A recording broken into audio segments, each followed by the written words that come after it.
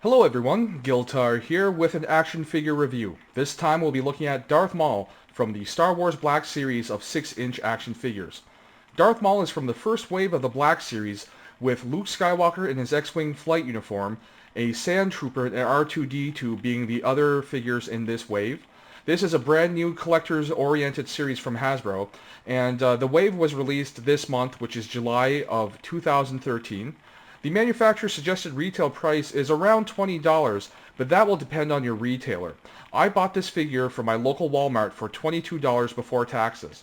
Now, starting off with the packaging presentation and design, I must say that Hasbro has done an excellent job. The open window box format, as well as the resealable box design, is certainly designed with toy collectors in mind. The simple graphical layout of the box, with black as the dominant color and highlighted by orange, grays, and whites, really makes an attractive display piece, and we haven't even gotten to the figure yet. Taking a look at the figure outside of the box, we see Darth Maul in its standard form as shown in the package, which has the figure garbed in Sith robes.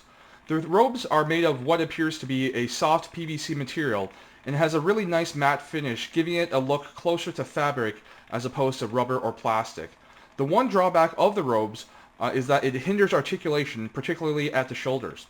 Now, as far as the non-weapon accessory, the figure comes with a set of binoculars, I believe as shown in the Phantom Menace. Finally, we have Darth Maul out of the Sith robes and wielding his trademark double lightsabers, which come as two separate weapons that can be pegged together at the base of the hilts.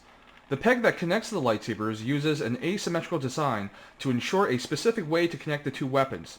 Something else I've noticed is that one of the two lightsabers has a side sort of tiny peg that goes off of the grip of the hilt and can actually be pegged onto the right side of the figure on its sash. However, I can't find a way to remove the transparent plastic of the lightsaber blade so that we can have the hilt on the figure in an unignited form. So I don't know if it's just stuck on my particular toy, or it may be a case where it might be a production error. I'm not sure. Now, we also see that Darth Maul has a secondary head sculpt included. Now, the first head sculpt is glued to the outer Sith robes, and if you remove the robes, you'll need to remove the head as well. Also, with the outer Sith robes removed, we could see further use of a soft PVC material for some other areas of the clothing, as well as a bit of gauze-like fabric. The posing ability, as you can see, is quite impressive. The points of articulation are as follows. We have ball joints at the shoulders, a ball joint at the top of the neck, a hinge at the base of the neck, swivel hinge elbows, swivel wrists, and though the left wrist shows a hinge part, it looks like it's sealed by the glossy paint job on the gloves.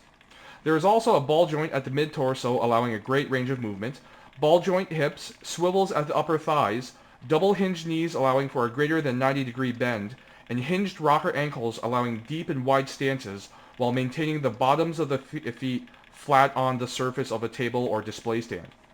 Now, for my list of pros and cons, starting with the pros, I'm going to start with basically, it's a really sharply sculpted figure that I would put at the same level of quality as figures and toys that cost 2 to 3 times the price easily. Now, though the paint applications are minimal, it's basically due to the character design, which is largely a black colored character in terms of clothing, and really the face paint and the horns on the head are the only other things that differentiate it from the rest of the color scheme. And whatever paint is applied, it's applied sharply on my toy and without any signs of error. The accessories may be few, but they're appropriate, with an extra head sculpt and outer robes, a set of binoculars, and his infamous double lightsaber weapon. The articulation is fantastic, with very tight joints on my figure, and a great range of functional posability. More often than not these days, we do see lots of joints on toys, but it seems to be a fairly uncommon situation in which these joints are fully functional and really are of any use to display. Now, as far as cons, there's really only one main issue that I have, and it's an aesthetic one. Basically, the glossy paint used for the gloves, boots, and waist sash, they're really, I don't know, detracting for me visually. When we see a predominantly matte finish on the figure, the glossy bits really interrupt the overall look, and to me, it's something that I can understand why it might have been done, but as far as a personal opinion, as a person who wants to display this figure, it is something that stands out to me in a negative way. So overall, this is a really great first step, in my opinion, in the Star Wars main market toy line as an introductory, I guess, effort into making some collector-oriented products. The biggest thing about this is that for Star Wars, really the higher end quality products in terms of statues and articulated figures, they're really expensive. We're talking upwards of $100 or more easily. This is the first time that I know of that Star Wars has offered in their toy lines a sort of middle-of-the-road collector quality product. This is something that can be purchased for just over $20 in most retailers, and it gives you the quality that most collectors look for in things that cost easily 3 to 4 times the base price. It's highly functional as a toy. It has both qualities of posability as well as simply the sculpt, the paint applications, the accessories. Everything that this has going for it adds up to a really great potential for display. And whether you have a Star Wars focused collection or just a mishmash of all your favorite things, the Star Wars Black Series figures are definitely a welcome addition to, I think, anyone's collection. So for anybody out there who has any doubts about these particular figures, I say go out and buy one. For a 6-inch action figure, to be honest, at this time, I would consider the Star Wars Black Series to be at the top.